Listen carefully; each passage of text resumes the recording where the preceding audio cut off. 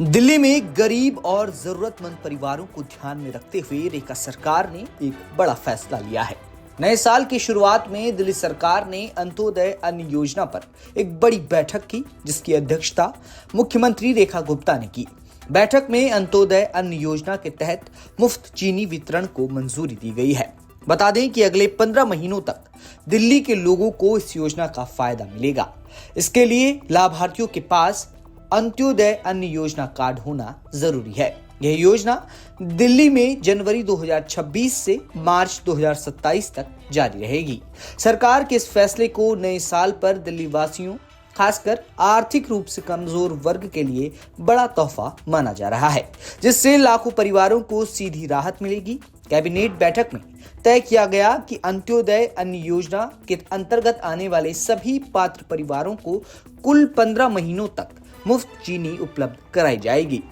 सरकार का मानना है कि महंगाई के दौर में खाद्य वस्तुओं की बढ़ती कीमतों से गरीब परिवारों की रसोई पर सीधा असर पड़ता है। ऐसे में मुफ्त चीनी वितरण का यह फैसला दैनिक जरूरतों को पूरा करने में मददगार साबित हो सकता है। आज के दिन चीनी की कीमत में भी भारी बढ़ोतरी हुई है और चीनी लोगों की दैनिक जरूरतों में से एक है। मुख्यमंत्री रेखा गुप्ता ने इस फैसले पर कहा कि गरीबों और जरूरतमंदों का कल्याण दिल्ली सरकार की सर्वोच्च प्राथमिकता है। सरकार का उद्देश्य ये सुनिश्चित करना है कि कोई भी गरीब परिवार बुनियादी जरूरतों से वंचित न रह पाए। खाद्य सुरक्षा, सामाजिक न्याय और समान अवसर उपलब्ध कराना सरकार की नीतियों का अहम हिस्सा है। मुख्यमंत्री के मुताबिक इस तरह के फैसले समाज के कमजोर वर्ग को सम्मानजनक जीवन देने की दिशा में उठाए गए ठोस कदम हैं। बता दें कि अंत्योदय अन्न योजना भारत सरकार की एक महत्वपूर्ण योजनाओं में से एक है, जिसका मकसद गरीबों में सबसे गरीब परिवारों को सस्ती दरों पर खाना उपलब्ध कराना है।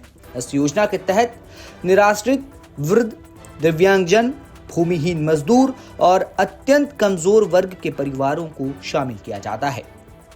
हर एक अंत्योदय परिवार को हर महीने 35 किलोग्राम खाद्यान्न, जिसमें गेहूं और चावल शामिल होते हैं, दिया जाता है।